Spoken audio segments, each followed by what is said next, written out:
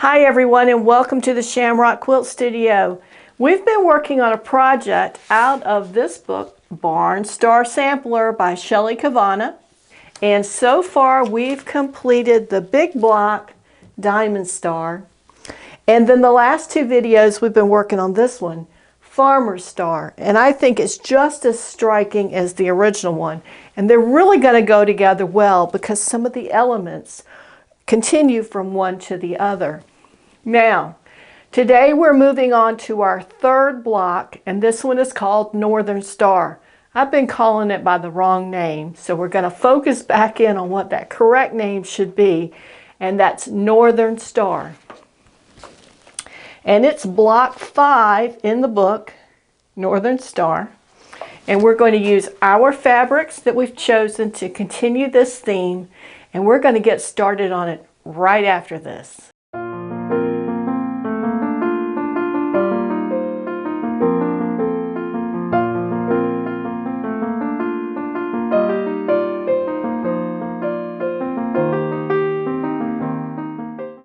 And welcome back to the Shamrock Quilt Studio. Well, hi and welcome back. I want to show you what we're working on today. It's called Northern Star. And as you can see, this block has a lot of the same elements that our other two blocks has. It uses the same fabrics. It still uses that light blue, that aqua color as the accent for this block. Some of the same shapes, some of the same ideas repeating through all the blocks, which I think is really great. And I'm going to take a little break and hang this up, and you'll see me in just a second. We're going to get started. Okay, so this is our third block in the series called Northern Star. I think sometimes I might have referred to it as Friendship Star. I don't know where that came from, but that's it right there. And you can see it has a lot of the same repeating. We've used a lot more of that little gray swirl with the polka dots, blue and green in there. So we've kind of changed up the fabric that we're focusing on this one. But it's the same fabric, so I think we're going to do really well. Now, I've kind of set this up so I can show you some of the elements of the block and then how it all goes together. But one thing I did differently this time is I took the instructions here and got a big sheet of paper and wrote out what sizes and what shapes I needed to cut out and substituted the description for my fabrics. And then I was able to take those quantities and sizes times 4 to get how many I needed for all 4 blocks. That helped me tremendously in making sure I had everything cut before I started the first stitch. And I highly recommend that you do that as well if you're doing more than one block. So let me get my machine turned on. And we're going to be starting out with some 1/4 inch seams. So I'm going to use my special foot. And I've got my machine set on a 1/4 inch stitch. I need to adjust my chair a little bit closer. Okay, so I've got all these pieces cut out, and I wanted to show you I've already sewn these two pieces together to get this part of the block. And I've already sewn these two pieces together to get this part. So I'm going to hook them together. And I'm going to try, as I did when I worked on this earlier, to use fewer pins rather than more because it makes it go a little faster. And I've got a little leader piece here to cut down on the risk of getting that bird's nest in there. And I'm going to tell you a story in just a minute about what happened to me yesterday.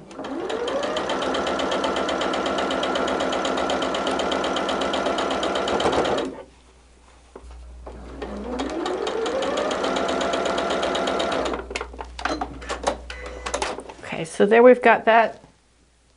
Scissors. One pin. And now we have that piece all done. Now, what happened to me yesterday, I was working on these 2 blocks yesterday and some of the pre-sewing for today's block. And I did probably 20 diagonal seams, and they are my least favorite of anything.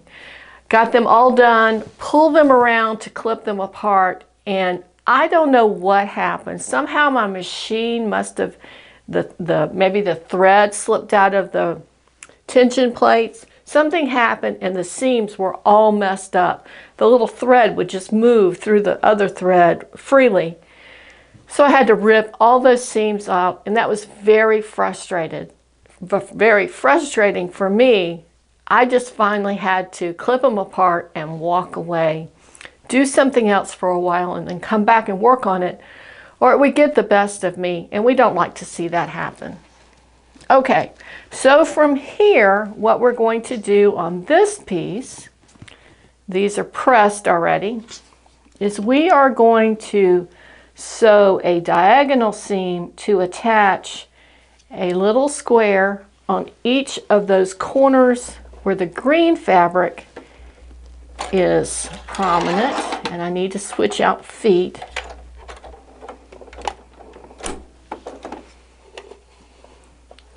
And like I said, this is my least favorite seam to sew. And I also don't particularly like switching back from the straight along the edge of the fabric to the diagonal, because that means I have to change out feet and change out the setting on my machine. And that is easy to remember to do everything you need to do, and sometimes you don't. And that causes problems. I will say that in doing this particular pattern that we're working on, I have gotten much more comfortable with those diagonal seams. So that's a good thing. Okay, so when we press that, this is what you're going to get.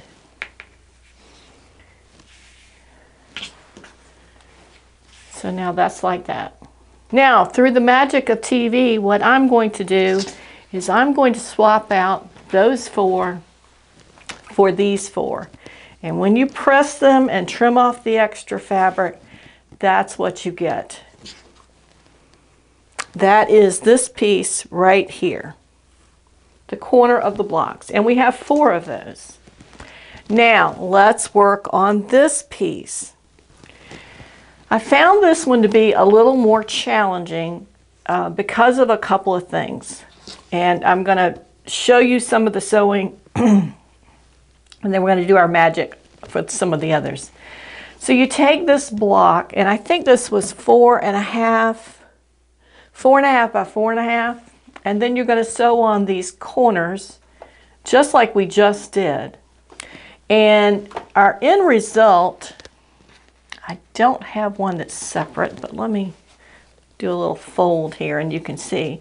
Our end result, we need to have 2 blue ones on the same side and 2 white ones on the same side. And the only way I found to do that effectively is to sew the corners that are opposite each other, one of each color, and then come back and sew the other 2 on the opposite sides.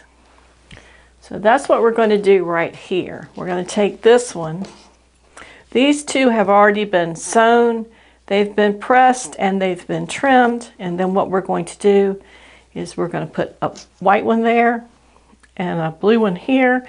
And if you swapped it up and put the blue one and the white one, it would not make a difference. So let me sew these really quickly.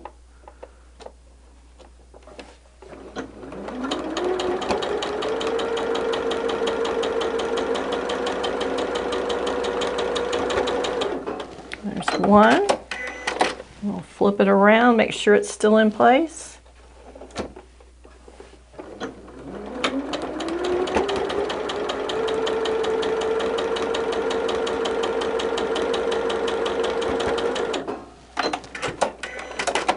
And there's the other. And when we flip these open, this is what we're going to get. Now I'm going to have to press these because I don't have one with all 4 sides, but I'm going to do that and trim it and get back with you. I did want to share one tip with you, and I'm not sure if you can see it. I'm going to try to turn my machine just a little bit. But right here on my machine, I have I don't want to say an imaginary line, but let's say you use something for your stitch line that came from where that needle came down in its normal position, straight out of the machine.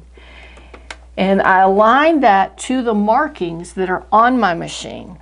And then what I did was I put a piece of tape right here so that the edge of the tape lines up with that stitch seam. And that allows me to put the corner that I'm sewing to on that line and keep it on that line as the material goes through the machine, and that keeps my seam a little bit straighter. It does tend to veer off a little bit. It's not 100%. If you want something that's 100%, you're going to have to take it and mark it each time. I find that to be exceedingly time consuming, so I don't tend to do that. But let me press this and we'll be right back. Okay, we got that pressed, and I'm going to just trim off the 2 pieces of fabric underneath. That would be that 4.5-inch square, the corners of that, and then the other half of the square that we sewn on top. And I was thinking about using these little pieces. The diagonal edge is 3 inches. But it's so tiny that I just don't want to fool with it. I'll be honest with you. Okay, so we've got this. That's going to be half of this part of the block. And then what we're going to do is onto that we're going to sew a flying geese. We know how to make these. We've done this before. And if you wanted to see that, you could reference back to some other videos. And what we're going to do, take this one instead, is we're going to line up these 2 pieces, and I always like to try to take a pin and put it through the point of both pieces of fabric so that I can try to get those points lined up the best I can. And then the rest of it looks like it's going to be a good fit. Of course, I need to change out my foot, and my machine is half on my mat. There we go. Much better.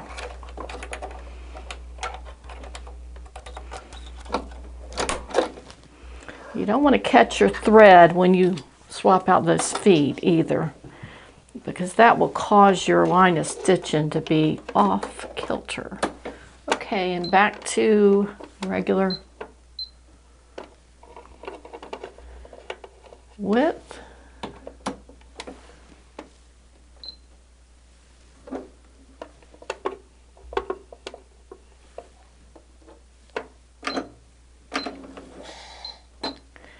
Quarter inch, and we're ready to go.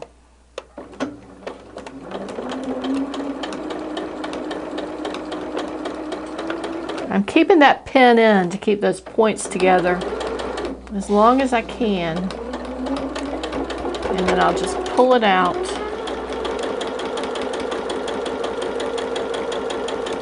and keep stitching.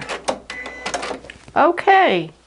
So now that's what we have. We have the flying geese over the little square that we just finished. And that is this part of the block. So when you get that done for all 4, the 4 corner pieces, the 4 middle pieces, then we're going to add this one triangle. That's a square, Kim. This square in the middle, and that's going to construct our quilt block. So I'm going to clear this, I'm going to show you all the pieces, and then we'll sew that together.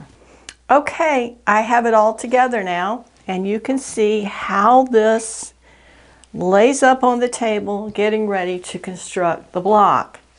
And as we've covered in other things, we're going to put it together 3 across, 3 across, 3 across, and then sew the 3 together. Now, what I will kind of caution you about is when you go to hook these side pieces in, you want to keep your polka dot fabric, in my case, to match the center. So whatever you're making your center block off, that portion hooks to that. Because I had one yesterday, I sewed the other way and had to take it out and put it back together. And that will mean that your background fabric, in our case that's the white fabric, is on all the sides in some way. So we're just going to put these together the way we put our blocks together.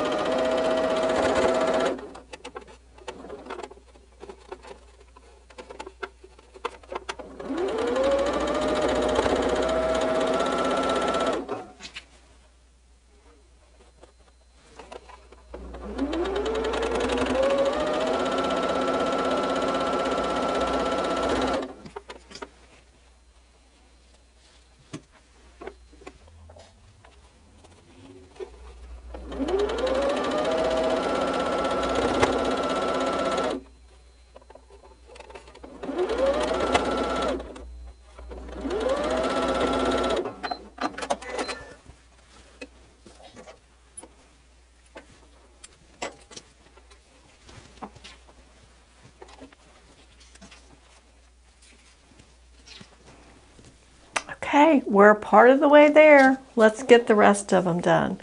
This goes together really quickly once you get to the point where you've got your sub blocks together.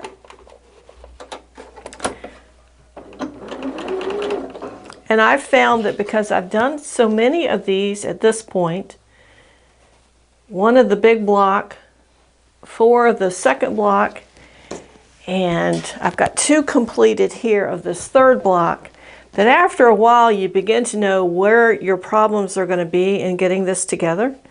And since you know that already, it can kind of prepare for that and move forward a little quicker than normal. Let's sew.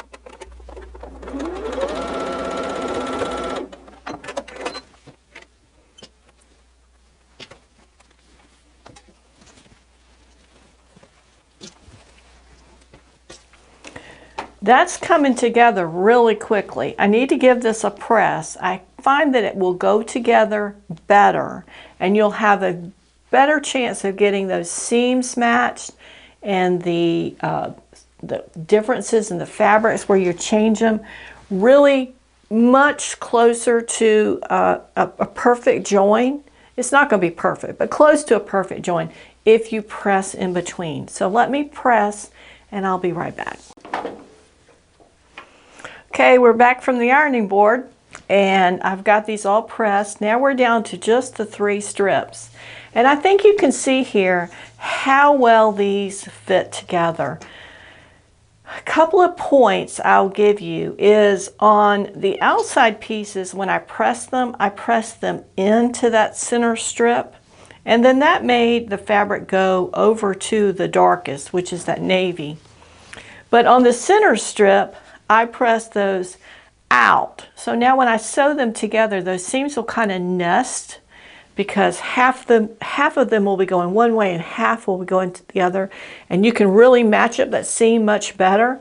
And there's less bulk in the center of the square. So let's put a couple of quick pins in this one. Now this I do pin because those seams right in the middle get a lot of visibility, so you want to make sure they are as neat as possible. The others, I think we can kind of wing.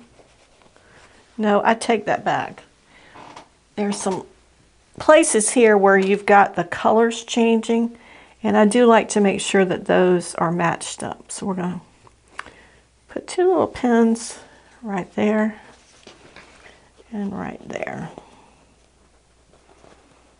That will keep your work looking very neat.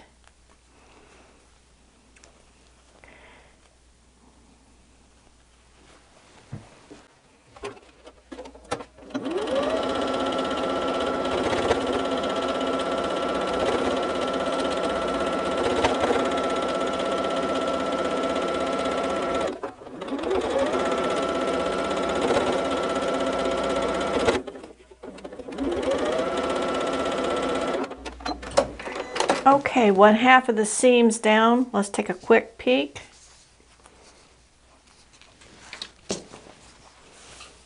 Those look really, whoops, that one doesn't look too good. I think this one here, we're going to have to take that one out and go revisit it. It's a little too far off. And I think we can just ease that in because the fabric is too long on that side. I'm going to go ahead and sew this one on, and then we'll come back to that. I'll finish that off camera. Do a little correction after the fact there.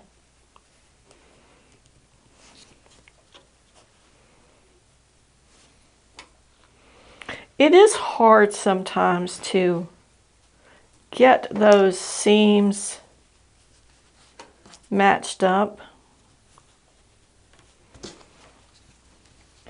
And if you're going to have a really nice looking project, you do need to pay attention to that. There's a lot about sewing that is relaxing.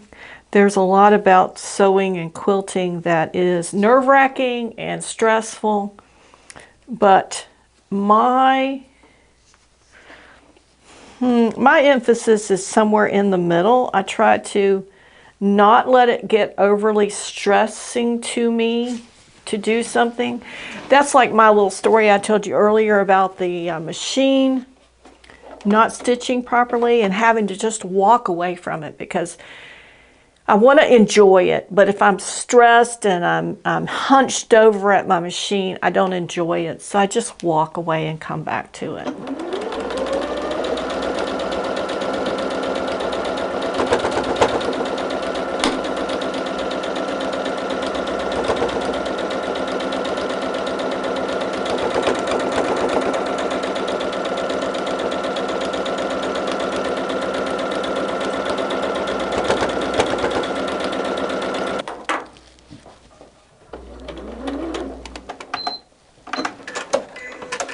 And speaking of stressful, I think I will point out to you that I've had to stop this video 3 times today because of battery issues. I don't think that my batteries got charged the way they were supposed to, and it's given me a bit of a problem today. But we will continue on until we have no options with batteries left.